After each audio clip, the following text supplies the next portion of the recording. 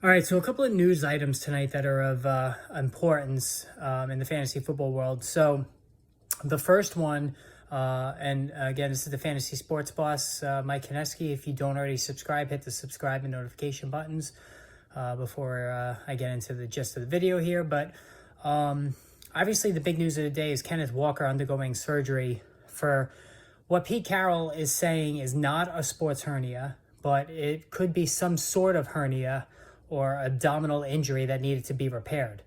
So typically with these kind of injuries, it's a multi-week thing.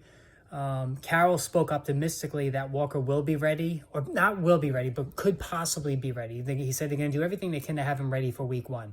I think this is coach speak. I don't see Walker being ready, especially being a rookie. He needs all the reps he can get. So I think Rashaad Penny is safely the bell cow back week one. So anybody who was backing Rashaad Penny early on, and I admit I had my doubts and reservations, and I still do. I think Penny has a long history of injuries. The fact he doesn't catch passes, he plays on a terrible team with a very bad offensive line, and a quarterback who's not going to take any pressure off the defensive line and lead to stacked boxes. Those are all things I just don't like about Penny, and that still holds true, even though he's now going to get the carries that Walker is not going to have, because I don't think Walker's going to be there for week one. So.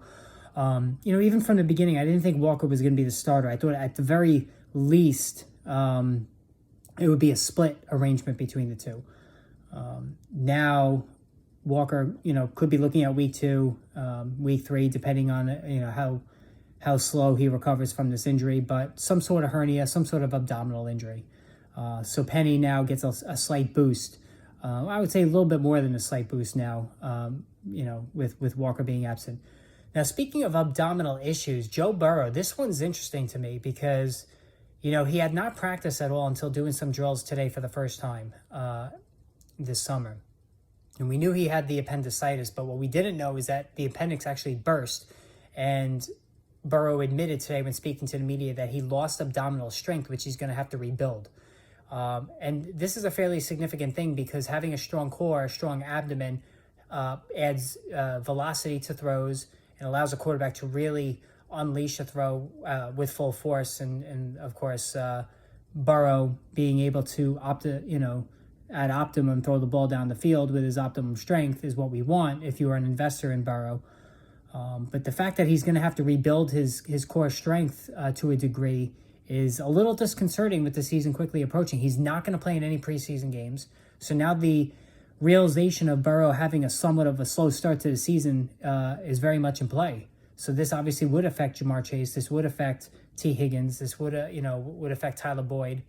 I don't think it's a big deal. I think Burrow is going to be fine ultimately, but maybe just a slight slow start week one. There's really no issue going forward, but had no clue. Nobody knew that the appendix had actually burst. So this is something Burrow is going to have to try to remedy before the season begins. So anyway, so that's pretty much it for now. I just wanted to touch on those subjects. So anytime any newsworthy item comes down the pike in fantasy football, I'm going to add some videos, give you my take on it, the fantasy football impact and whatnot. So again, make sure you hit the subscribe and notification button so you know when new videos are posted. All right, so until we speak again, guys, take care. Have a good day.